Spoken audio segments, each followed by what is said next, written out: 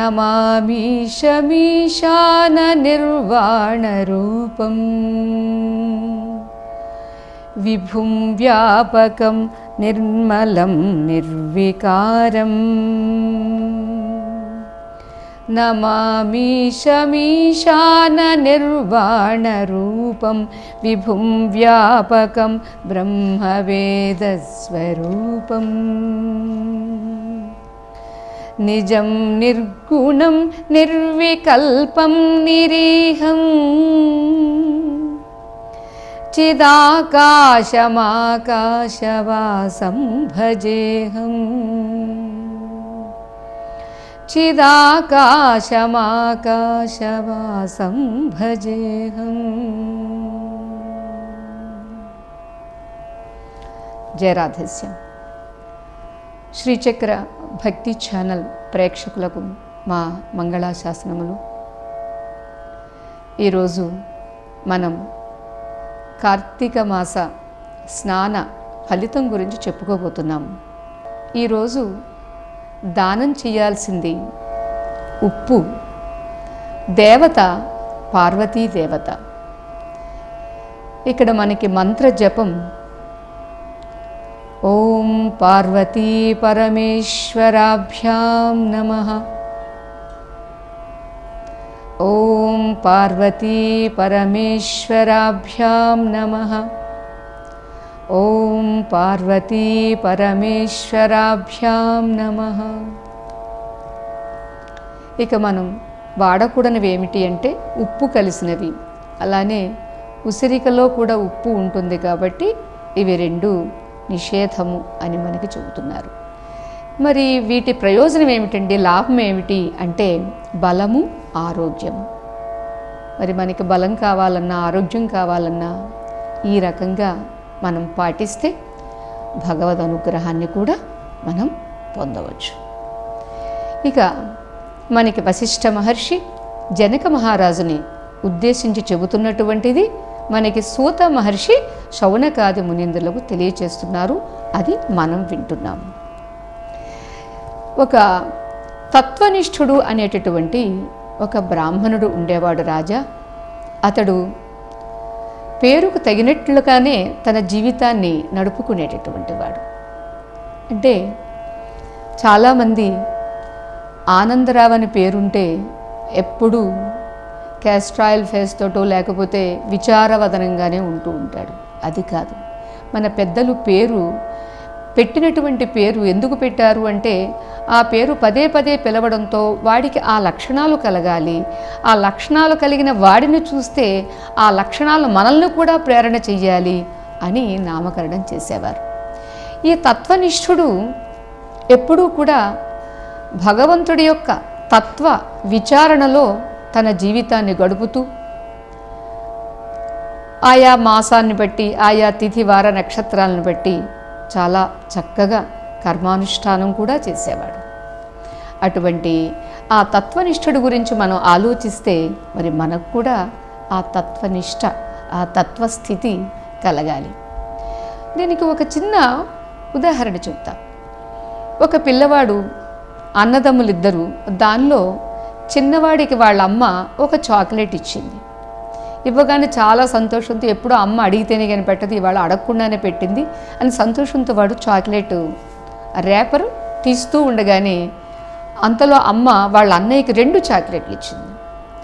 ఆ 2 చాక్లెట్లు ఇవ్వడం సహించలేనటువంటి కుర్రాడు ఏం చేశాడంటే, అమ్మ నాకు ఒకటే ఎందుకు ఇచ్చావు, అన్నయ్యకి 2 ఎందుకు ఇచ్చావు, నాకు కూడా 2 ఇవ్వు. నన్ను నువ్వు చిన్నవాడివి కదా, నీకు 2 వద్దు, నీకు ఒకటే సరిపోతుంది అని అమ్మ. దాంతో వీడి కోపం వచ్చి ఏం చేశాడు, ఆ చాక్లెట్ గిరవాటు వేశాడు. అదే కుర్రవాడు 25 ఏళ్ల తర్వాత ఒక మంచి ఆఫీస్లో జాబ్ చేస్తూ ఉన్నాడు. తను జాబ్ చేస్తున్న ఇతన్ని పిలిచి, ఆ బాస్, నైనా నీకు నేను ప్రమోషన్ ఇస్తున్నాను, ఇదిగో నీకు ఇంత శాలరీ ఇంక్రిమెంట్ అని చెప్పాడు. చాలా సంతోషం. ఇంతలో వాడు తిరిగి బయటకు వచ్చాడు. మరలా తన కొలీగ్ బాస్ దగ్గరికి వెళ్ళినప్పుడు ఇతనికన్నా ఎక్కువ ఇంక్రిమెంట్ వచ్చింది అని అతనికి తెలిసింది. తెలిసిన వెంటనే బాస్ దగ్గరికి వీడు వెళ్ళాడు. ఏంటి, నాకు ప్రమోషన్ ఇచ్చారు కానీ నాకన్నా ఎక్కువ ఇచ్చారు, అతనికి ఎందుకు ఎక్కువ ఇచ్చారు అని అడిగాడు. అడిగితే బాస్ చెప్పాడు, అతను నీకన్నా బాగా పని చేస్తున్నాడు, శ్రమ ఎక్కువ పడుతున్నాడు. అంతేకాదు నేను అనుకున్నటువంటి ఆ ప్రొడక్షన్ అతను బాగా తీయగలుగుతున్నాడు, అంచేత నీకన్నా ఎక్కువ ఇంక్రిమెంట్ ఇచ్చాను అని బాస్ క్లారిటీ ఇచ్చారు, వివరణ ఇచ్చారు. అయినా కూడా ఇతను అర్థం చేసుకోక కోపం వచ్చి ఆ సర్టిఫికేట్స్లో బయట ఏముంటే అవి విసిరేసి నేను ఈ జాబ్ చేయను అని వెళ్ళిపోయాడు. ఈ వ్యక్తి సంఘటన మనకి ఏం తెలియచేస్తుంది అంటే, చిన్నప్పుడు ఒక చాక్లెట్ విసిరేసినటువంటి వాడు ఇవాళ ఉద్యోగాన్ని కూడా విసిరేశాడు అంటే వయస్సు 25 ఏళ్ళు అయితే వచ్చిందే తప్ప బుద్ధికి 25 ఏళ్లలో కనీసం 2 ఏళ్ళు కూడా అతనికి రాలేదు అనేది మనకి అర్థమవుతుంది.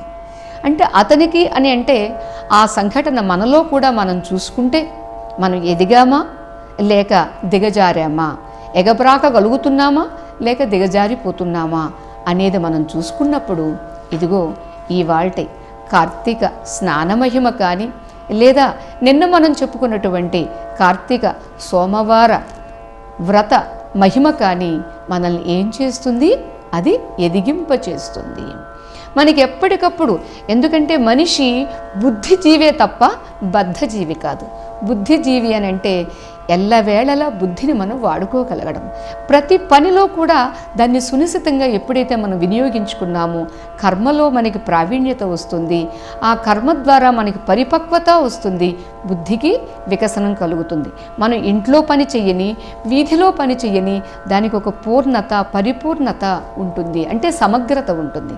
మన పనిని మనం చూసుకున్నప్పుడు, ఆ సమగ్రమైన పనిని మనం చూసినప్పుడు మనకు కూడా సంతృప్తి కలుగుతుంది. అంతేకాదు ఈ చేసిన కర్మలు ఏం చేస్తాయి? చిత్తస్య శుద్ధయే కర్మ నతు వస్తూపలబ్ధయే వస్తుసిద్ధి విచారేణ నకించిత్ కర్మకోటిభిః అని మనకి జగద్గురు శంకరాచార్య స్వామి వారు వివేక చూడామణిలో చెబుతారు. ఇది ఎందుకు చెప్పుకుంటున్నామంటే ఈ కర్మలన్నీ చిత్తశుద్ధి కోసం. ఈ ఎన్ని కర్మలు చేసినా చిత్తశుద్ధి కలగలేదనుకోండి, పాకశుద్ధి లేని పాకమేలా, చిత్తశుద్ధి లేని శివపూజలేలా అన్నట్టుగానే అయిపోతుంది. అలా కాకుండా మనకింత వయస్సు వచ్చిందంటే ఎంత వయస్సులో ఎంత వికసనం నాకు కలిగింది, నా బుద్ధికి ఎంత జ్ఞానం కలిగింది, నేను ఎంత పెరిగాను అనేది మనం చూసుకోగలిగినాడు మానవ జన్మ సార్థకమవుతుంది. లేకపోతే నేను ఎంత సంపాదించాను, నాకు ఎన్ని కోట్లు స్విస్ బ్యాంక్లో ఉన్నవి, లేకపోతే నాకు ఆంధ్ర స్టేట్ బ్యాంక్లో ఉన్నవి అనేది మనం చూసుకోవడంతో ఇవేవి మన వెంట రావు. మరి మన వెంట వచ్చేది కానీ మనకు జీవితంలో ఒక స్థిరమైనటువంటి శాంతి కానీ సంతృప్తి కానీ ఇచ్చేవేమిటి? నీకు కలిగిన అవగాహన. అందుకనే అవగాహన సదస్సులు మనం నిర్వహించుకుంటూ ఉన్నాము.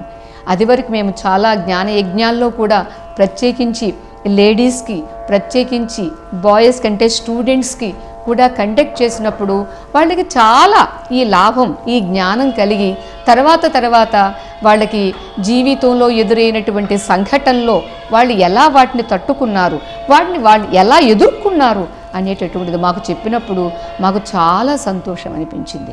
ఇదిగో మరి మనకు కూడా కలగాలి. దానికి ఉదాహరణకు ఒక చిన్న విషయం మనం చెప్పుకుందాం. ఈ తత్వ నిష్ఠ కలిగినటువంటి ఒక వ్యక్తి, ఆయన వ్యాపారి, ఎవరైనా కావచ్చు, ఆయన ఒక మహారాజు కావచ్చు, వ్యాపారి కావచ్చు, ఉద్యోగి కావచ్చు, సన్యాసి కావచ్చు, సంసారి కావచ్చు, కానీ ఉండాల్సిందేమిటి? అవగాహన, అంటే వికసనము, పరిణతి. అతడు ఒక వ్యాపారి, అతడికి నౌక వ్యాపారం చేసేవాడు, నౌకలో అనేకమైనటువంటి వస్తువులు ఎగుబడి చేస్తూ ఉండేవాడు. ఒకరోజు అతని సెక్రటరీ ఒకడు వచ్చి, అయ్యా మీకు చాలా దుర్వార్త వినిపించాల్సి వస్తుంది అన్నారు. ఏమిటి చెప్పు అని.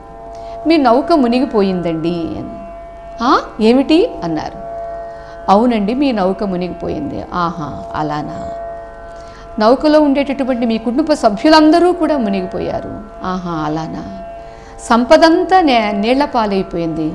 అలానా? ఇంకేమిటి అని అన్నారు. ఇది మనకు కలిగినటువంటి జ్ఞాన నిష్ఠ లేదా వికాసము, లేదా మనం చేసినటువంటి కర్మల యొక్క ఫలితం చిత్తశుద్ధి. అంటే చూడండి, అతని సెక్రటరీ వచ్చి చెప్పినప్పుడు నౌక మునిగిపోయిందని ఏమిటి అని కొంత ఉద్వేగానికి లోనయ్యాడు. తర్వాత ఉద్వేగానికి లోను కాకుండా ఏం చేశాడు? అలానా? సంపద మునిగిపోయిందా? అలానా? భార్య బిడ్డలు మునిగిపోయారా? అలానా అని ఒక యాక్సెప్టెన్స్, దాన్ని ఆమోదించడం, అంటే వాస్తవాన్ని అంగీకరించగలగడం, ఇది వ్యక్తికి కలిగినటువంటి నిజమైనటువంటి సంపద, జ్ఞాన సంపద. అది ఆత్మనిష్ట అని చెప్పండి, తత్వనిష్ట అని చెప్పండి. ఇది ప్రతి వ్యక్తికి కలగాల్సినటువంటిది. ఇదే ప్రతి వ్యక్తి యొక్క జీవన లక్ష్యం. ఆ లక్ష్య సిద్ధి కలిగేంత వరకు మరి ఎన్ని జన్మలు, ఎన్ని కోటి జన్మలు, కోట్లాను కోట్ల మానవ జన్మల, ఆ మానవ జన్మను కూడా మనం దురుపయోగపరుచుకుంటే కుక్క జన్మ, నక్క జన్మ, పంది జన్మ, ఏమి జన్మ వస్తుందో మనకి తెలియదు. మనం చూడండి, వైకుంఠపాళి అనేటటువంటిది మనం ఆడుతూ ఉంటాము. దానిలో ఎన్ని నిచ్చెనలు ఉన్నాయో చాలా సంతోషం. నిచ్చెనలు ఎక్కి టకటకా వెళ్ళిపోతున్నామని మనం ఆనందిస్తాం. ఈ ఆనందంలో అహంకారం అతిశయిస్తుంది. ఆ అతిశయించిన అహంకారం ఏం చేస్తుంది? ఎక్కడో చోట పాము పట్టేస్తుంది, పాము మింగేస్తుంది. మింగిన పాము విడిచిపెడితే ఎక్కడ? కోతి దగ్గరో కుక్క దగ్గరో మనం ఉంటాం. అంటే ఇక్కడ మన భారతీయ ఆర్ష సంస్కృతిలో ఉన్నటువంటి గొప్పదనం ఏమిటంటే, నీవు ఒక ఆట ఆడినా, నీవు ఒక పాట పాడినా, నీవు ఒక పద్యం చదివినా దానిలో నీకు ఒక తత్వాన్ని అందిస్తుంది. అంటే నిన్ను ఎదిగిస్తుంది, నిన్ను పెరుగుదల చేస్తుంది. ఇది మానవ జన్మ యొక్క ప్రధానమైనటువంటి ఉద్దేశం. అదిగో అటువంటి ఈ తత్వనిష్ఠుడు ఆయన కార్తీక స్నానం చేసి మరొక గ్రామానికి, అంటే నది స్నానం చేసి వెళుతూ ఉన్న సమయంలో ఒక మర్రి చెట్టు దారిలో కనిపించింది. ఎక్కడా జనసంచారం లేదు. ఆఖరికి పశుపక్ష్యాదులు, జంతువులు కూడా లేవు. ఏమిటి అని ఆయన వెళుతూ ఉండగా ఆ మర్రి చెట్టు మీద 3 బ్రహ్మరాక్షసులు ఉన్నారు. ఆ బ్రహ్మరాక్షసులు, రాక్షసి అంటేనే భయంకరంగా వికృతంగా ఉంటాడు అనేది మనకు ఆ శబ్దమే తెలియచేస్తుంది. అందున బ్రహ్మరాక్షసులు ఒకడు కాదు, 3. పాపం అసలే ఇతడు బ్రాహ్మణుడు. ఈ బ్రాహ్మణుడు ఆ 3 బ్రహ్మరాక్షసుల మీద కురికేసరికి భయపడ్డాడు. అంత భయంలో కూడా ఏం చేశాడంటే, అభయ వరద హస్తం సౌమ్య శృంగార భావం విపుల వదన నేత్రం చంద్రబింబాంశమౌళిం రజుతను సమపాద స్థానకం విద్రుమాభం హరిణి పరశుపాణిం పద్మపీఠస్థమీడే అని మనం చంద్రశేఖర స్వామిని ప్రార్థిస్తూ ఉంటాం. అభయ వరద ముద్రలు కలిగినటువంటి ఆ పరమేశ్వరుణ్ణి ఒక్కసారి ప్రార్థించాడేమో ఈ బ్రాహ్మణుడు. ఎందుకంటే తత్వనిష్ఠుడు కదా, ఎందుకంటే అవగాహన కలిగినటువంటి వాడు కదా. ప్రారంభంలో భయం కలిగింది. మనం వ్యాపారి గురించి కూడా అని ఒక ఉద్వేగం మొట్టమొదట కలిగింది. తర్వాత తమాయించుకున్నాడు, తర్వాత తెలుసుకున్నాడు. వాస్తవాన్ని మనం ఆమోదించడం, అంగీకరించడం తప్ప ఇక్కడ మనం బాధపడి ఏమీ లాభం లేదు అని తెలిసినటువంటి వాడు. అలాగే ఇక్కడ తత్వనిష్ఠుడు కూడా భయం కలిగిన వెంటనే అభయస్వరూపుడైనటువంటి భగవంతుడిని స్మరించేసరికి ఆ స్మరణలోనే ఆయన భయం పోయింది. ఆ బ్రహ్మరాక్షసులు వచ్చేసరికి ఈయన చెలించకుండా ఉండేసరికి బ్రహ్మరాక్షసులు 3కి భయం కలిగింది. ఇతడు సామాన్యుడు కాదు, ఎవరో మహానుభావుడు, జ్ఞాని అని 3 పాదాల మీద పడి, మాకు మీరు విముక్తి కలిగించాలి, మమ్మల్ని మీరు రక్షించాలి అని 3 వేడుకుంటే అప్పుడు ఆ తత్వనిష్ఠుడు అడిగారు, నాయనా ఎవరు మీరు? ఏం చేస్తే ఇలా ఈ జన్మ వచ్చింది అని అంటే అప్పుడు ఒక్కొక్కడు వాడి గత చరిత్ర చెబుతాడనమాట. ఒకడు, నేను ద్రవిడ దేశంలో ఉన్నటువంటి బ్రాహ్మణుణ్ణి, నేను గ్రామ కరణంగా పనిచేస్తూ ఉండేవాడిని. అయితే కరణము అని అన్నప్పుడు ఈ ఊళ్ళో జరిగేటటువంటి సంఘటనల్ని విని తాను చక్కగా తీర్పు చెప్పాల్సింది పోయి, నేను కరణంగా పన్నులు అన్యాయంగా అక్రమంగా కట్టించుకుంటూ కనీసం సాటి జాతి బ్రాహ్మణుడు అని కూడా బ్రాహ్మణుల పట్ల కూడా నేను జాలి కనికరం లేకుండగా ఎవరి ధనాన్ని నేను ఎంతగా కాజేయాలా అనేటటువంటి ఉద్దేశంతో బ్రతికేవాడిని. పైగా ఇంతటి బ్రాహ్మణ పుట్టి కూడా ఏ కార్తీక మాసంలో ఏ ఒక్కరోజు కూడా స్నానం నేను తెల్లవారుజామున చేసినటువంటి దాఖలాలు ఏమీ లేవు. నేను ఏ సత్కార్యం చేయలేదు. అందుచేత ఇదిగో నాకు ఈవేళ బ్రహ్మ రాక్షసిగా నేను పుట్టాల్సి వచ్చింది అని అతను తన చరిత్ర చెప్పి ప్రార్థించాడు. ఇక రెండవ వాడు, నేను ఆంధ్ర దేశీయుణ్ణి, ఆంధ్ర రాష్ట్రంలో ఉన్నటువంటి వాడిని, నేను కూడా బ్రాహ్మణుడై పుట్టి కూడా బ్రాహ్మణుడి లక్షణాలు ఏమీ లేకుండగా అందరినీ కూడా దోచుకోవడం, దాచుకోవడం ఇవే నేను చేస్తూ ఉండేవాడిని. ఏ ఒక్కరోజు సంధ్యావందనాది సత్కర్మలు నేను ఆచరించలేదు. పైగా అవి లేవు సరిగదా, నిషిద్ధ కర్మలు నేను చాలా చేశాను. అంటే తాగకూడనివి తాగడం, చెయ్యకూడనివి చెయ్యడము, ఆడకూడనివి జూదం మొదలైనటువంటివి ఆడడం, ఇవన్నీ నేను చేశాను. తత్ఫలితంగా నేను ఇవాళ బ్రహ్మరాక్షసుడిగా పుట్టాను అని ఆయన చెప్పాడు. ఇక మూడవ వాడు కూడా చెబుతాడు, నేను ఆంధ్రదేశీయుణ్ణే, నేను ఒక విష్ణు దేవాలయంలో అర్చకుడుగా ఉండేవాడిని. అటువంటి అర్చకుడుగా ఉన్న నేను దేవుడి కోసమని సమర్పించినవన్నీ కూడా నాకు ప్రియురాలైనటువంటి ఒక వేశ్యకు తీసుకుని వెళ్ళి ఇస్తూ ఉండేవాడిని. అంటే ఇక్కడ చూడండి, ఎత్తింది బ్రాహ్మణ జన్మ, చెయ్యాల్సిన కర్మలన్నీ సత్కర్మలు. మనకి భగవద్గీత ఏం చెబుతుంది అంటే, వ్యక్తి ఒక శీల నిర్మాణము, ఒక వ్యక్తి వికాసము ఎలా కలగాలో చెప్పింది. అంచేత ఇవాళ పర్సనాలిటీ డెవలప్మెంట్ కోసం విదేశాల అన్నింటిలో కూడా భగవద్గీతను సాధనంగా తీసుకున్నారు. భగవద్గీత ఒక అధ్యయన గ్రంథంగా తీసుకున్నారు. ఇవాళ మనం కూడా తీసుకోవాలి. అదే ఇవాళ మనకి కార్తీక పురాణం ద్వారా కూడా చెప్పేటటువంటి కథలు చెబుతున్నానే. ప్రతి ఒక్క కథ కూడా మనకొక స్థితిని చూపించి కాస్త ఎదిగేట్టుగా ఒక చురక వేస్తుంది, ఒక కొరడాలాగా మనల్ని తట్టి లేపుతుంది.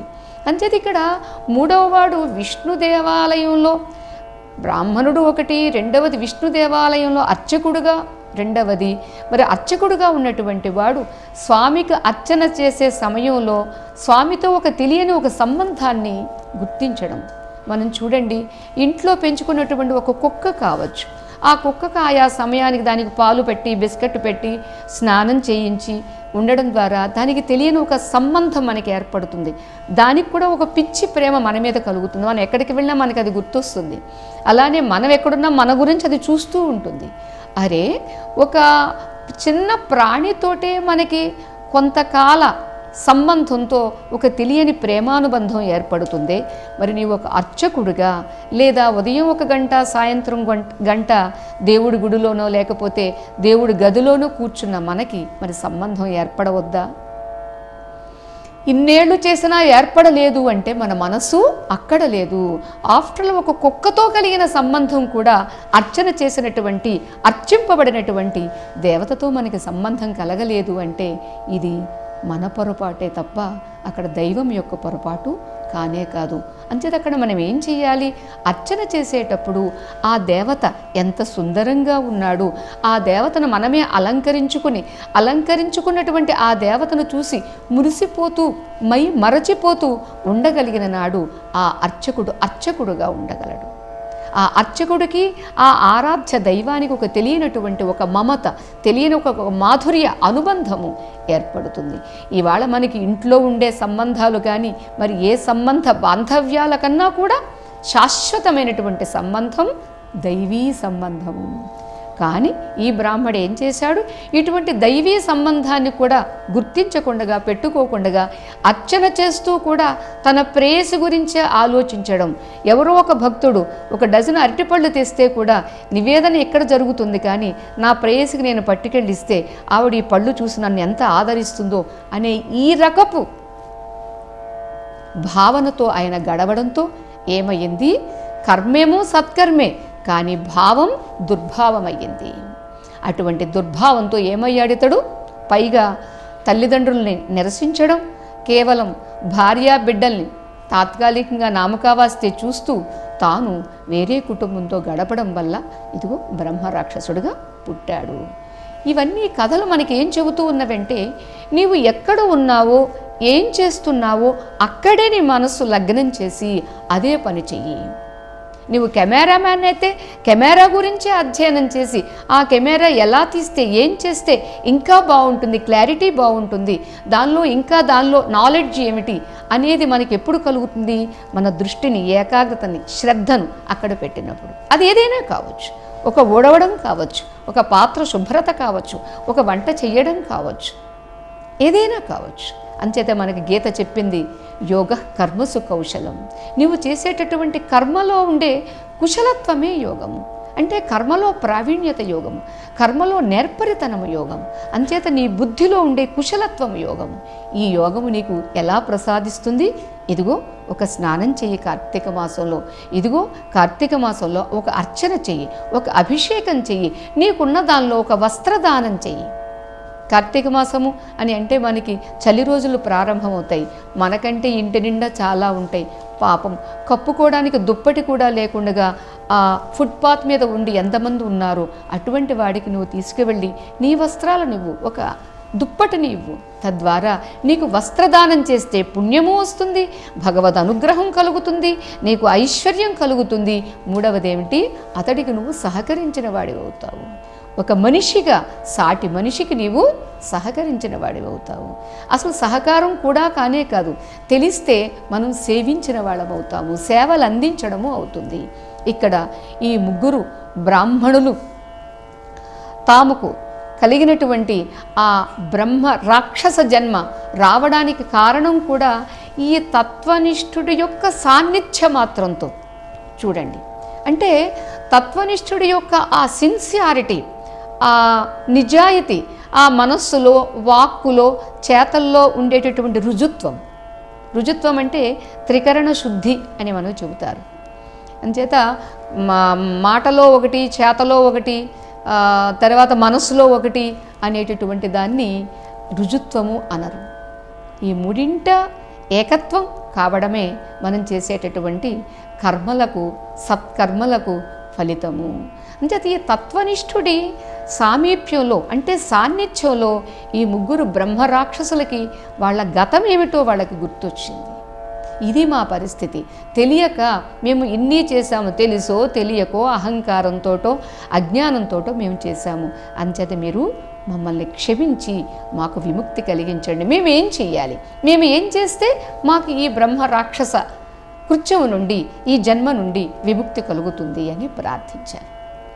అప్పుడు ఆ తత్వనిష్ఠుడు, నాయన మీకు చాలా సులభమైనటువంటిది మీకు చూపిస్తాను, రండి నా వెంట అని ముగ్గురిని తీసుకుని వెళ్ళి ఈ కార్తీక మాసంలో కావేరీ నదీ స్నానానికి తీసుకుని వెళ్ళారు. కావేరీ నదికి తీసుకుని వెళ్ళి ముగ్గురితో తాను స్నానం చేస్తూ ఆయనే సంకల్పం చెప్పి స్నానం చేయించారు.